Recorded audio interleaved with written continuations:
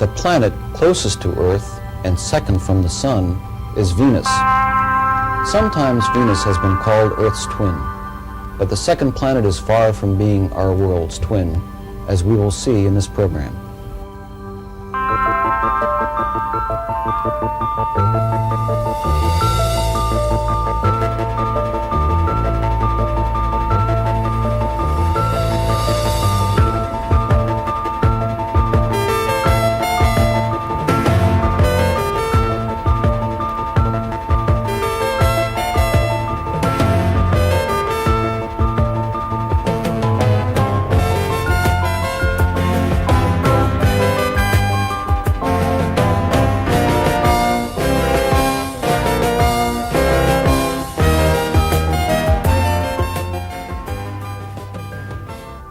I'm Larry Ross, Director of Space Programs at NASA's Lewis Research Center in Cleveland, Ohio.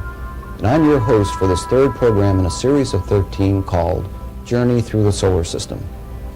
Now let's go to a NASA film called Venus Pioneer. Radar, which can penetrate the clouds, reveals Venus to be a nearly perfect sphere, close to Earth in size and density. While Earth tilts some 23 degrees, the axis of Venus is nearly vertical, and its orbit around the Sun is nearly circular, so it should have no seasons. It rotates backwards, or retrograde, so slowly that one Venusian day equals 243 Earth days. In fact, a Venusian day is longer than a Venusian year. Somehow its rotation is synchronized with Earth, so that it always shows the same face to us whenever it swings closest. The major mysteries are in its atmosphere, a 70-mile thick blanket of nearly waterless carbon dioxide, so heavy that surface pressures are 90 times that of Earth. The surface temperature is an astounding 900 degrees Fahrenheit, twice as hot as an oven. Dark markings in the cloud tops move some 50 times as rapidly as the solid planet, and the clouds themselves appear to contain sulfuric acid. Earth-based radars reveal only crude hints of the surface beneath the clouds, vague outlines, but no clue on whether they are high or low regions. The first pictures from the surface of a boulder-strewn Venus were made by the Russian Venera spacecraft, an ongoing series of probes. Such was our knowledge of Venus in the year 1978, but that state of affairs would change radically because of the National Aeronautics and Space Administration's most comprehensive study of the atmosphere of another planet, Pioneer Venus. 2 coordinated missions, a task force of 6 spacecraft. One mission to orbit Venus for a full year or more, while the second sends 5 instrumented probes down through the clouds for simultaneous measurements over much of the planet. This is how it happened. An introductory question: how can the study of Venus shed light on our earthly problem? One of the things we're looking for from this kind of study is the ability to do something that the laboratory scientist can do, to substitute for what he can do. He can experiment. He can try different conditions to see whether his theories are going to work out. If you're just dealing with the Earth, you're just dealing with one body like the Earth, you don't have this ability to experiment. In principle, you could start changing the Earth's atmosphere. I don't think that would be very much appreciated, and I don't think it's a very sensible way to test out our theories. So generally, we're stuck with the atmosphere as it is. Consequently, in planetary research can fill this gap to a certain extent, and we particularly look for examples and take specific interest in examples which to some extent fill this role by giving us phenomena which look very similar to a terrestrial phenomenon in some way, in some fundamental way, and yet are very clearly different. And then if our theories, which we've worked out for the Earth, can cope with that circumstance, we can be rather confident about them. May 1978. The Pioneer Venus orbiter, first of the pair of missions, is at Kennedy Space Center for final preparations. It will carry a dozen instruments, a total of 100 pounds. Befitting a visit to a goddess, orbiter is robed in gold-plated blankets, the best-known reflector of unwanted heat. Its chariot, a reliable Atlas Centaur, great-grandson of America's first intercontinental missile and booster for the first Americans in orbit. It's still a mighty sight at liftoff.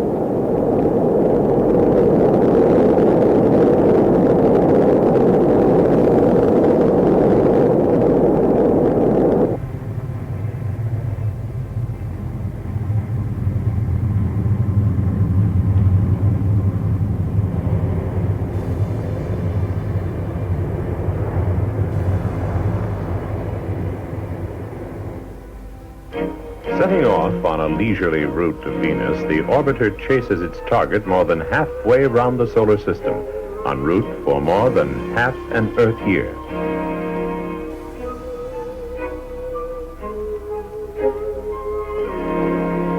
From its birthplace, the Hughes Aircraft Company's Space and Communications Group in El Segundo, California, the Hydra-headed multiprobe also goes to the Cape.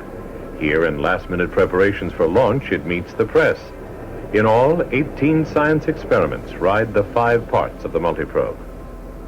Today, this heat shield and the so-called sounder probe instrument ball it protected lie as scorched debris on Venus.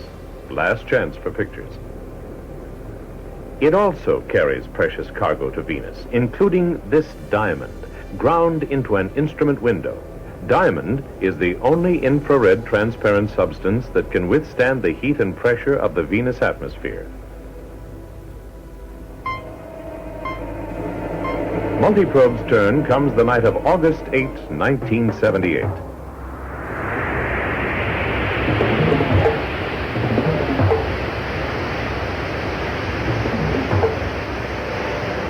The proverbial homesick angel, it sheds Earth's gravity to chase the orbiter more than 11 weeks ahead.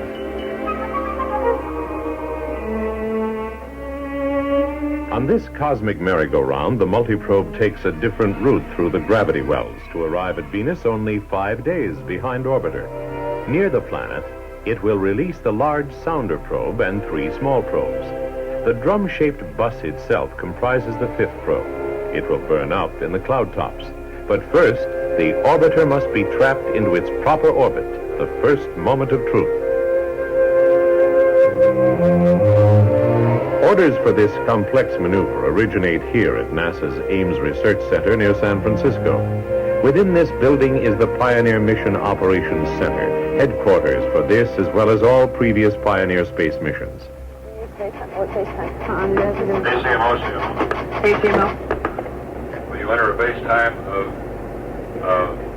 23:45 and Instructions go out routinely in the modern hieroglyphics that border on English, yet sound like gibberish to all but the controllers and their computers on the ground and in space.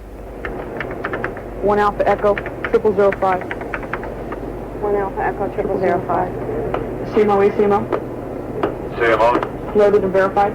Roger, thank you. Will you transfer it to the enable queue? Roger.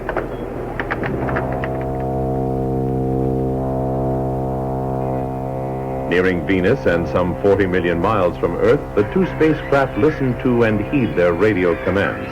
The pace is deliberate, yet precise to the microsecond. On November 16, the multiprobe turns to take aim at Venus, then releases the sounder probe. All of the entry probes will maintain radio silence for nearly 3 weeks to conserve battery power. Will they switch on again properly? There's no guarantee. 4 days later, the bus maneuvers again and loosens its grip on the 3 small probes. Orbit Day, December 4th, 1978. The controllers have done all they can.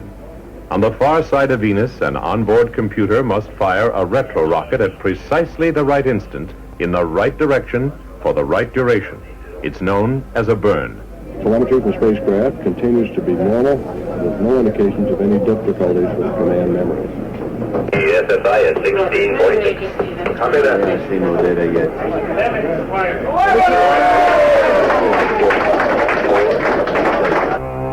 Timed for the convenience of Earthlings, the orbiter circles Venus once each 24 hours.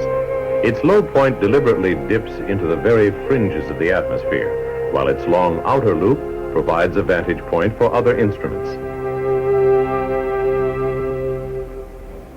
Already, science data is flowing, and soon the first picture is returned by an American Venus orbiter spacecraft. A crescent with not much detail, but it holds promise of more and better images to come.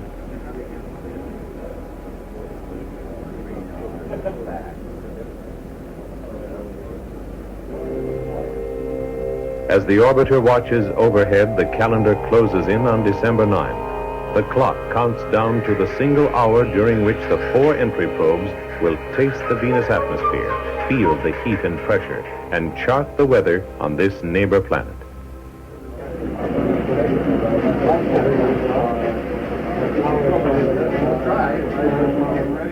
After the weeks of silence, all ears strain for the first whisper from the 4 probes. We're waiting now for word. Roger that. Okay, we have it. We have the communications now. We can hear the transmitter from the sonar probe. We're right on time. Watch probes on and locked up.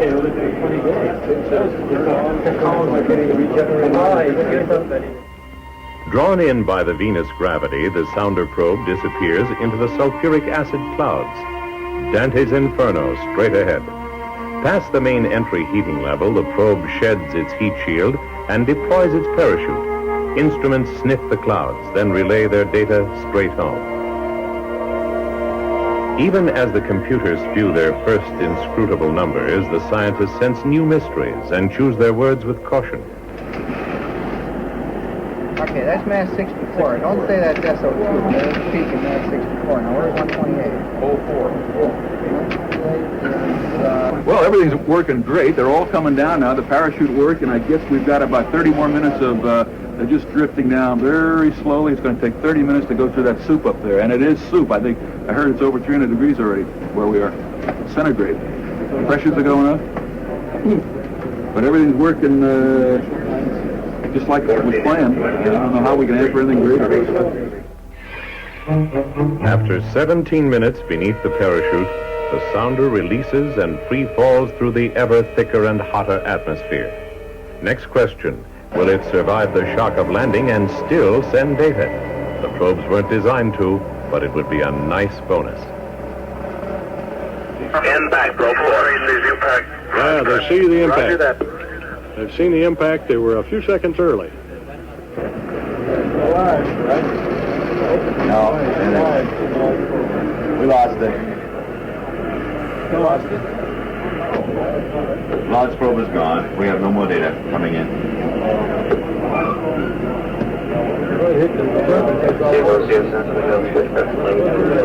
Didn't survive. Now, at 5-minute intervals, the 3 small probes impact Venus. 3 more chances for a survival. And it happened. The daylight probe survived, it appears. There it is again. More. We're seeing indication of good data coming in there. 3-9, perfect data. Right. We're about 52. Well, no, it's 20 minutes, and I'm predicting 20 minutes. Shut it off. It's phony data. Now, the tension is reversed. Wagers on when the probe will die, either crushed and cooked or starved for power. The interesting thing about this experiment being on the ground for an hour is that we had a chance to confirm the small amount of radiation. If we had 1 or 2 measurements, nobody would trust it. But we got gobs of it, so now we can go back and see if we can really trust it. It's beautiful. Oblivious to the antics of the day probe, the bus now approaches its fiery rendezvous in the cloud tops. 2 instruments gather data for 1 critical minute. 14 looks like impact, but And finally, 67 minutes and 37 seconds after the day probe landed on Venus, We have just confirmed the loss of signal from the day probe. You can imagine them sitting there seeing the temperature rise. now the task of communications. Scientist to scientist, scientist to public. There are major mysteries. certain sensors on all probes failed or faltered at the same place, about 12 kilometers above the surface. Another instrument detected a strange glow, either from the spacecraft or the planet. Were both mysteries due to static electricity, St. Elmo's fire, or a chemical reaction of some unforeseen sort?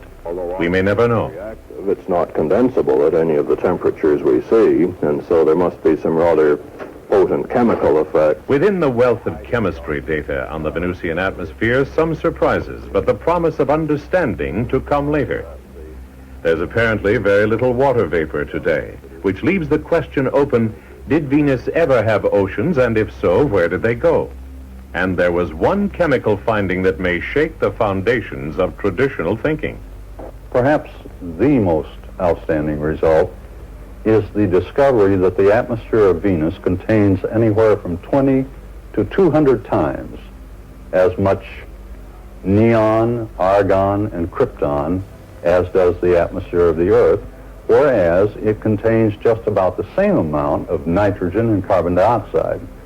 Now, we had expected, because these two planets have about the same size, about the same mass, that the amount of gas in their atmospheres would be the same.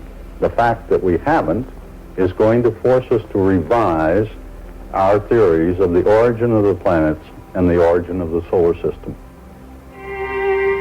Many instruments on the orbiter and the probes work together to study the so-called particles and fields of near-Venus space. The solar wind, the ionosphere, the upper atmosphere. Because Venus has no strong magnetic field to fend off charged particles, the ionosphere seems to be constantly changing and fluctuating in response to variations in the solar wind. Another instrument on the orbiter makes frequent pictures of the cloud tops. Viewed in ultraviolet light, curious dark markings come and go as they rotate around the planet approximately once in 4 Earth days. This series of images, taken over a 2-week period, shows some of the recurring markings. Dark Y-shaped and bow-shaped features, and bright, high donut-shaped clouds surrounding the poles of Venus.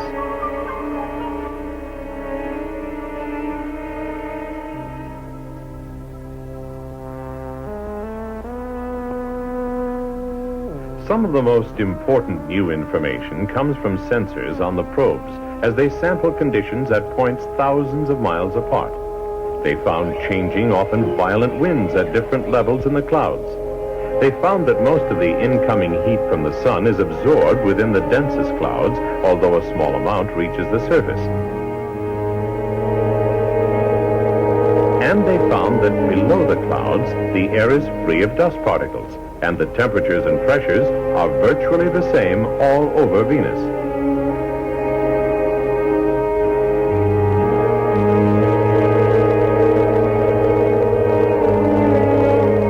And they found a complex sulfur cycle instead of a water cycle. The clouds of Venus are made of sulfuric acid and possibly hydrochloric acid, literally battery acid. It appears to rain out of the clouds and re-evaporate as it reaches the hotter regions below, a hail of fiery brimstone, literally. By coordinating data from all the probes, mapping of at least 3 major cloud decks around Venus is possible. One layer is described as being quite filthy, choking acid, smog-like conditions, filled with dust particles and debris. Sound familiar? The interaction of solar radiation with smog and how it affects our weather, of course, is important on Earth, and Venus is an excellent laboratory for studying these kind of smog-like conditions and its effect on weather. We're not supposing at this stage that Earth is starting in the direction of Venus to become completely dominated by these smog-like materials, but certainly man's activity on Earth is pushing us in the direction of more and more pollution, and we'll be able to tell quite accurately, I think, in the long run, through the study of Venus data, Pioneer Venus data in particular, the effects of this increasing pollution on our future climate and weather. On Earth, the problem of pollution has often been linked with the greenhouse effect. This trapping of incoming energy as heat was originally thought to explain completely the high temperatures on Venus. The data that we have at the present time do not entirely support the greenhouse model. There seems to be more infrared radiation leaking out of the atmosphere than there is solar heating coming in. So that forces us to go back and re-examine the other candidate explanation that has been available for a few years, namely the compression heating of the gases as they are carried down from the cloud levels at the higher levels of the atmosphere of Venus down to the surface. Now, the experimental data that we've acquired seem to offer another possibility, that the solar heat is absorbed in the clouds where measurements show that it is indeed absorbed, and that it drives a vigorous circulation within the clouds. This circulation then causes the flow in the lower atmosphere to be dragged around frictionally by the principal driving cell which is in the clouds. The polar region of the planet has a difference that sets it apart from the lower latitudes, in that there appears to be a gathering of this circulation from the lower latitudes into a vortex. So we might say that there appears to be the equivalent of a hurricane sitting on the polar caps on Venus. The central portion of this is a region where the clouds are cleared because the infrared radiometer passing overhead in orbit is able to see higher temperatures by looking down through these holes in the polar cloud. This is what that infrared radiometer sees. The important features are the twin bright spots or hot spots near the center. This is the first time any spacecraft has looked down on the North Pole of Venus. Apparently, we are seeing into deeper, therefore warmer layers of the atmosphere as the air over the poles rushes downward like water draining from a tub. This whole dumbbell-shaped hotspot rotates and wobbles around the Venus pole approximately every 3 days. A radar mapper on the orbiter charts elevation and types of terrain hidden beneath the clouds.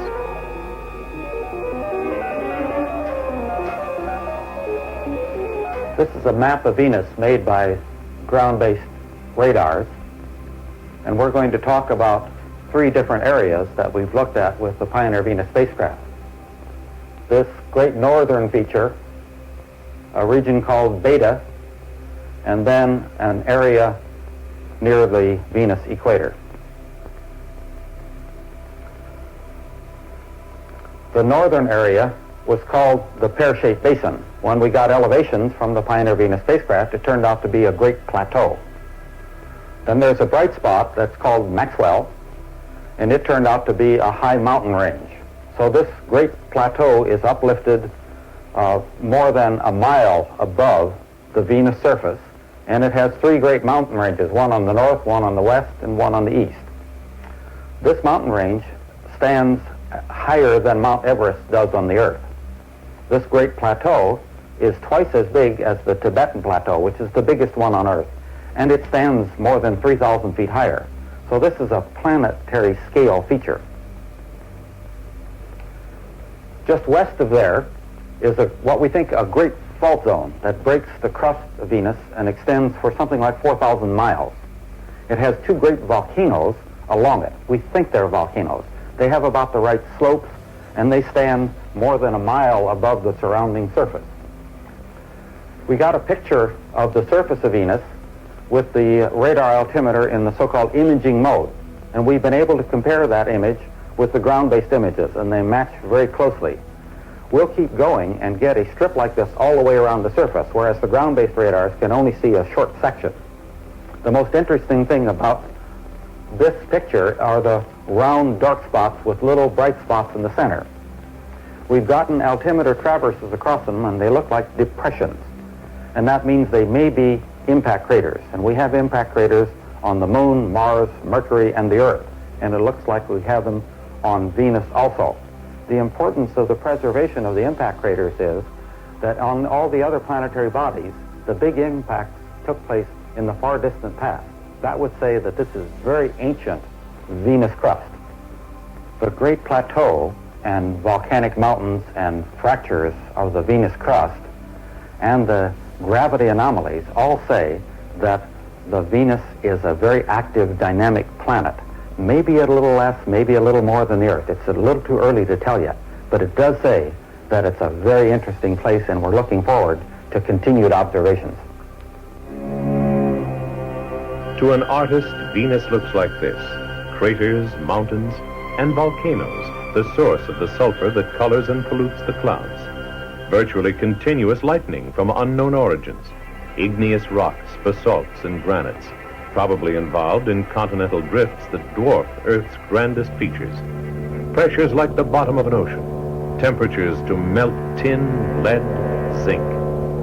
Are there lakes of gleaming alloys? Are there clouds of metal vapor? Where did the water go? Where did the argon come from?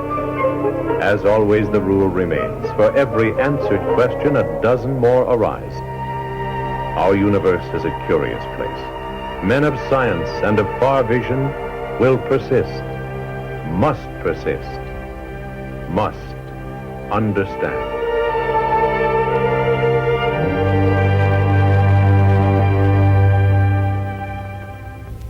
This is a photograph taken by the Soviet Venera 9 spacecraft in October of 1975. Another Venera lander made a chemical analysis of its landing site and found material resembling granite. The U.S. Pioneer Venus spacecraft, launched by the Lewis Atlas Centaur, orbited Venus.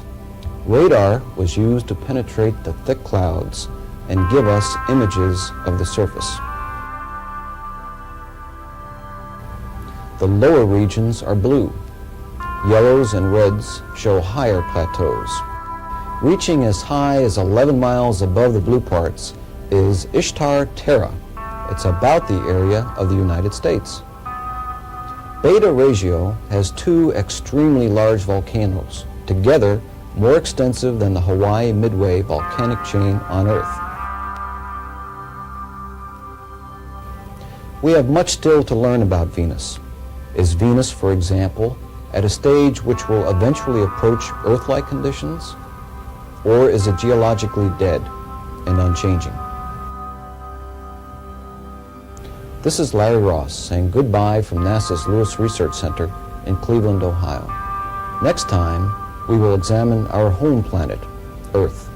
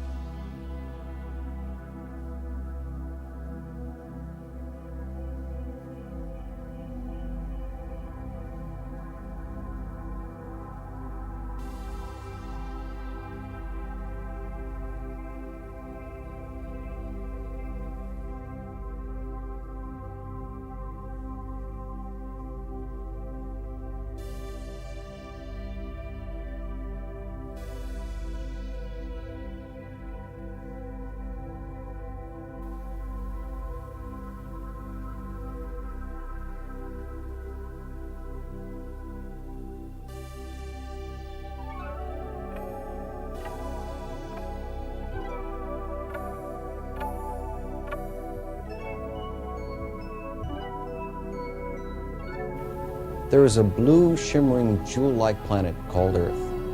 Earth is the third planet from the Sun. When men first looked back at Earth on their way to the Moon, they realized how fragile and small our world appears in the vastness of space.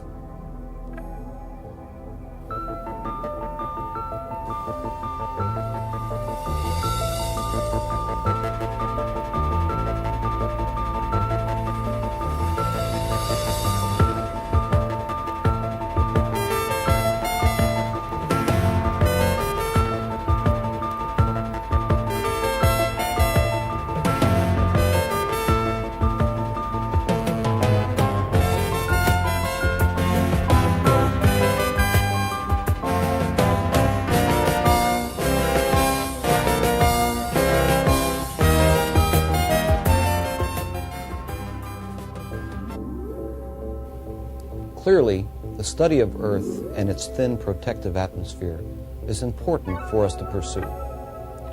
Now let's go to a NASA film called Earth, Space, Our Environment to learn how the sun's emissions affect Earth.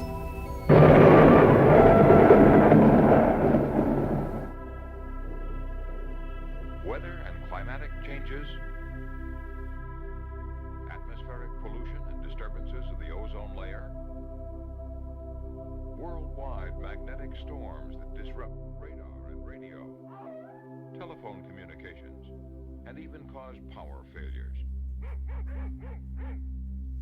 All these may well be controlled by eruptions on the sun, which affect Earth's magnetism and create the auroras by means of a vast engine around the Earth, the magnetosphere. Because this magnetosphere can affect Earth in so many ways, understanding how it works might help us cope with climate and pollution variations, and even help us in planning the use of our food and energy resources. But how can we start to understand the magnetosphere? In 1600, William Gilbert told us the Earth was a great magnet extending into space. 10 years later, Galileo Galilei turned his telescope on the sun and recorded how its surface constantly changed. But then for 300 years, the sun and Earth pursued their courses, and no convincing theory was able to connect Galileo's solar changes with Gilbert's terrestrial magnetism. Until a solar theory in 1890 suggested that the sun throws out particles which travel to the Earth to be caught by its magnetism. In the 1950s, the sun's own magnetism, it was suggested, flowed into space to envelop the Earth and generate the auroras high in the terrestrial sky. Yet this was only speculation on how the sun might affect the Earth through an invisible magnetosphere. Only by actually getting measurements in space could the true facts be unearthed. In the late 20s, Goddard, the American, built the first practical rocket craft.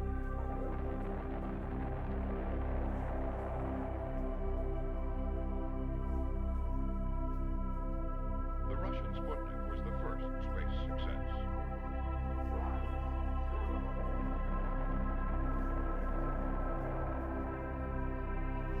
The American explorer soon followed, carrying with it a Geiger counter. The signals produced by the counter enabled Dr. James Van Allen to confirm that he was recording something real but unexpected in space. It repeatedly did the same thing in the same general range of altitude and latitude and longitude, and therefore it must be a true physical effect that we were observing. This was the first discovery in space. The Van Allen radiation belts, particles invisible to the eye, which came perhaps from the sun, were trapped in the space around the Earth by the planet's magnetism. This was the first step in establishing a link between the sun and Earth through the magnetosphere.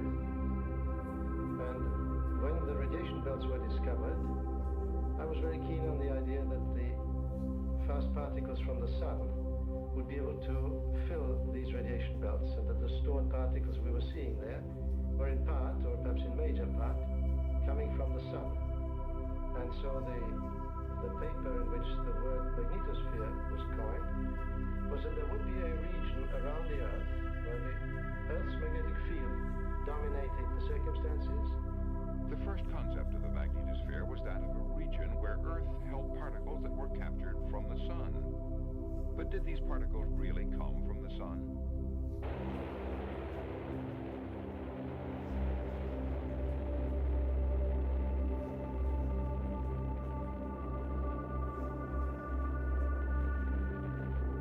To find out, instruments had to be fired further out into space to really discover if the erupting surface of the sun did throw out particles and magnetism all the way to the Earth.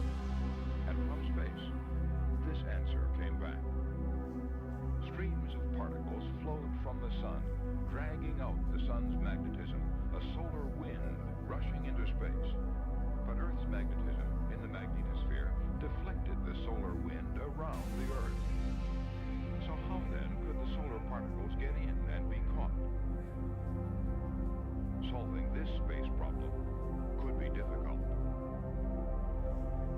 hasn't penetrated to the atmosphere. And so one of the exciting things that's been done in the last few years was find that if we went clear above the Earth's poles, that plasma from the sun would directly come down into the atmosphere. This was the breakthrough. Solar particles detected entering directly into the magnetosphere. While within the magnetosphere, further measurement showed what was also invisible to the eye. Seas of plasma particles around the Earth, and huge particle streams moving thousands of miles back from the tail, perhaps to directly ignite the brightest auroras. But what could drive the magnetosphere into these vast movements? Could the solar wind rushing past outside the magnetosphere supply the energy? Well, if I knew the answer to the question of how energy was transferred from the solar wind to the magnetosphere, I wouldn't be sitting in front of this camera talking about it. I'd be in my office writing as hard and as fast as I could to demonstrate what I believe to the colleagues which are also investigating this problem. It is contentious. One theory hinges on a magnetic connection. Magnetism from the sun, connecting with and dragging back Earth's magnetism. This would work like a dynamo in space, transferring energy into the magnetosphere, where it is stored until suddenly released in a magnetic storm to disturb the Earth and create auroras. For such auroras appear to be created when stored energy is released in a violent eruption throughout the magnetosphere. But where can proof of this be found? One place is the Arctic, where auroras are seen almost every night. And scientists search for clues to show how the magnetosphere collects energy from the sun, stores it, and suddenly releases it to the Earth, creating auroras in a burst of energy equal to that of a large earthquake.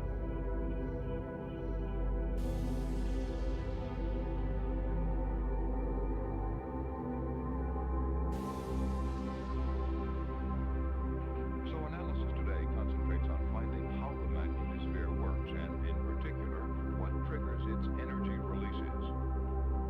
Could it be changes in the solar wind? The solar wind does not flow steadily and regularly. It carries perturbations, shock waves. Even the magnetic field changes in direction and intensity. When this happens, an instability is triggered in which suddenly an explosion occurs in the tail, in which magnetic energy that has been accumulated during a certain time is suddenly converted into particle energy. And that typical solar wind particle that had been trapped in the tail now suddenly is accelerated toward the Earth. So, changes on the sun, which change the solar wind, appear to trigger an energy-filled magnetosphere into a sudden spasm, creating a magnetic storm, the brightest auroras, and affecting the whole Earth environment. But there are still many of the apparent effects of the aurora borealis and the magnetic storms that defy detailed explanation. So there's a great deal more to be learned in the ionosphere and in the upper atmosphere of the Earth. So investigations continue. This is a computer simulation of the Earth and auroras from space, part of an experiment to measure exactly how magnetosphere energy creates them. And beyond this, there are active experiments. You really want to try to actively perturb the magnetosphere, the ionosphere, and the atmospheric system in controlled ways so that you're actually doing a laboratory experiment. You know what the input is, you can measure the response of the system. And when we get to that point, we'll be able to really probe the specific processes which couple these regions together. In Canada, there is an active experiment underway in which radio signals, which disturb the magnetosphere, are received from the opposite hemisphere of the world, the Antarctic. The signals injected here arc through the magnetosphere to give a record of the changes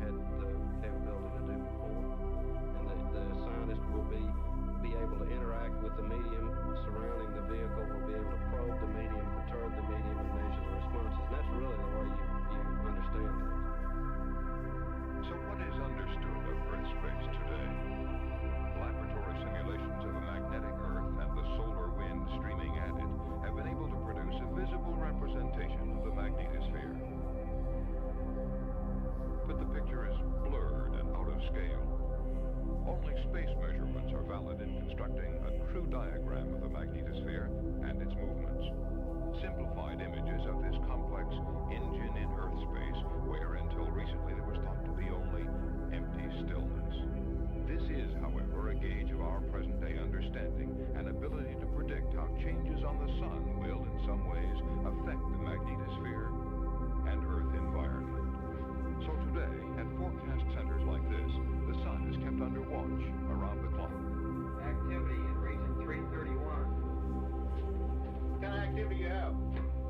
Moment 331 is active. It is shifting off bands to the red. Flare. Beginning in 331. Start time 1958. Location north 13, east 28. Dad, I've got a big flare. Could you give me some help? Today, we know that the magnetosphere is a complex engine through which the sun causes enormous disturbances to the Earth's environment. FAA, this is the Forecast Center in Boulder. I'd like to report a major solar flare in progress. When we learn all the details of how the magnetosphere works, we will be able to predict its effects on the atmosphere and its influence on short and long-term weather patterns and on changes in the Earth's ozone layer. Then we would know what changes to expect in our environment when we see the sun shaken by a huge eruption. All this lies in the future, but many think the groundwork is now being laid.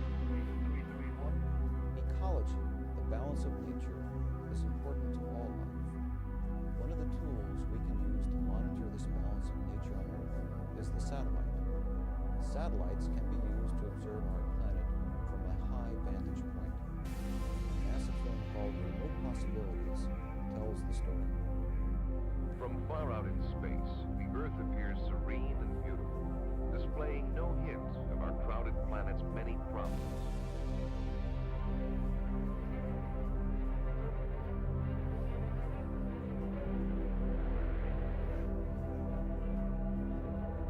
As we have used and changed our planet, we have become aware that in many ways we are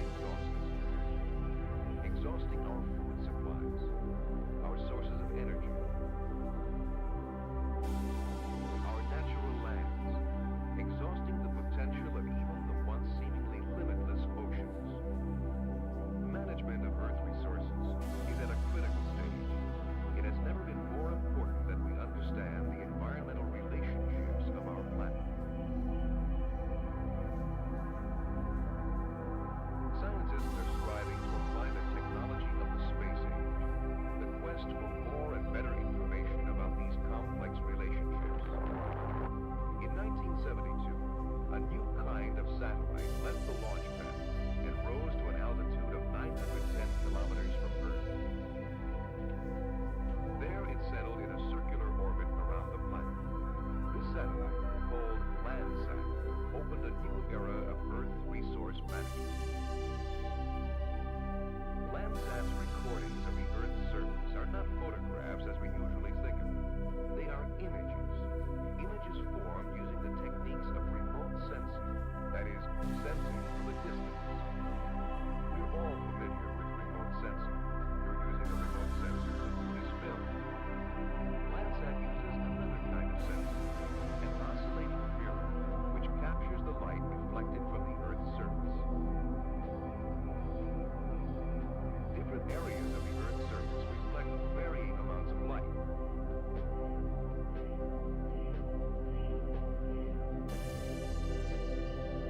The oscillating mirror of Landsat's multispectral scanner directs light reflected from the surface of the Earth to 4 sets of sensors inside the satellite.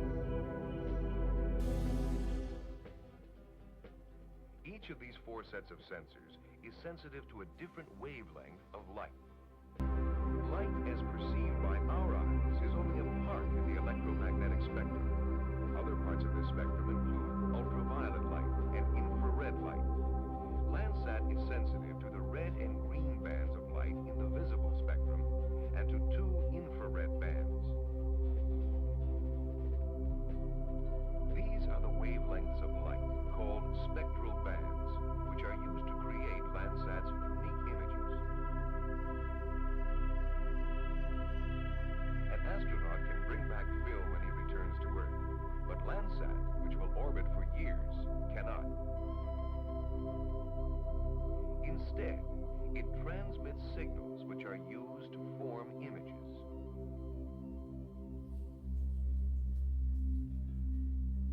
Landsat's oscillating mirror scans the ground and receives light from small areas called picture elements, or pixels. Each pixel is 1.1 acres, approximately the size shown here. Landsat receives the light reflected by a pixel. Sensors inside the satellite give the light a number between 0 and 63. Bright areas receive high numbers. Areas with less reflectance receive lower numbers. Each area of the Earth is seen as a pattern of lights and darks, coded with numerical values in each spectral band.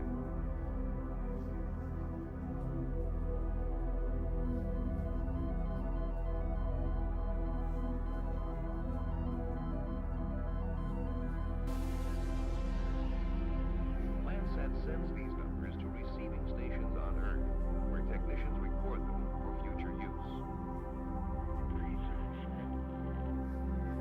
Transmitter driving on.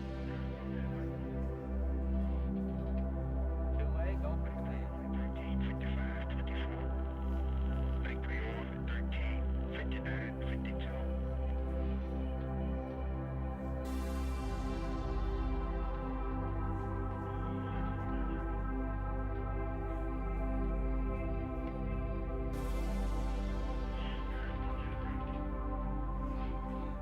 Signal strength negative 113.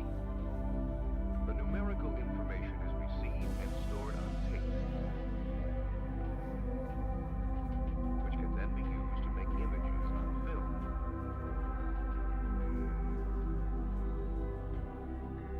There are over 7 million pixels in a Landsat image. The amount of light each pixel reflects is recorded as a numerical value. These numbers, one for each pixel, are now converted to the blacks, whites, and grays of a Landsat image. This process happens simultaneously in each of the 4 spectral bands, producing 4 black and white images of the same scene. At any given point in an image, the reflectance value is different in each of the 4 spectral bands. For example, the outlined area, a redwood forest, might vary in reflectance from 15 to 35. By combining these separate black and white images and printing them through color filters, the differences in them can be used to emphasize specific Earth features. The colors, however, are not normal. Vegetation, for example, is seen as red. For many uses, these photographic products of Landsat data are a great advancement over any other form of aerial surveillance. The photographic product is a very useful tool, but it does have one disadvantage. It does not allow us to display and analyze each pixel, that is, each picture element. However, this can effectively be done with a digital computer.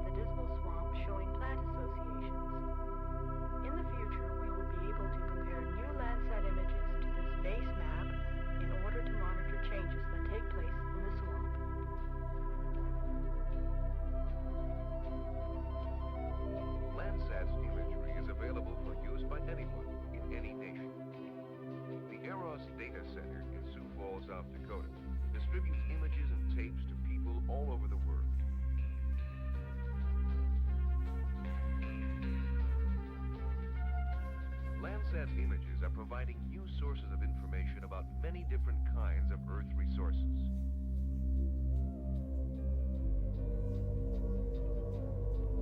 The satellite is being used to map the extent of flood damage. Landsat's before and after images make excellent maps to study how fast water recedes and damaged land recovers. Landsat is keeping track of land development. For example, how well areas damaged by strip mining are being reclaimed. Scientists are using Landsat to map remote areas as possible wildlife habitats. To search the Earth's surface for clues to mineral deposits.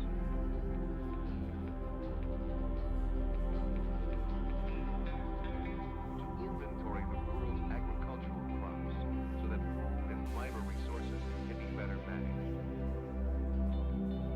Future geography books will use Landsat images to show the world as it really is. This map, made of 569 separate Landsat images carefully pieced together, gives a dramatic view of the United States never before available.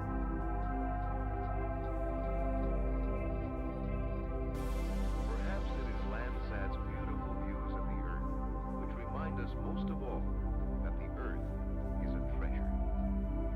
Other satellites in orbit some 22,000 miles above Earth provide important views of weather. Daily forecasting of weather is more accurate than in the past because satellites are able to see the formation of storms and other weather conditions at remote parts of the Earth. The storms can then be tracked to the more populated regions. 12 American astronauts walked on the moon looking for clues about the origin of the solar system, perhaps reserved there.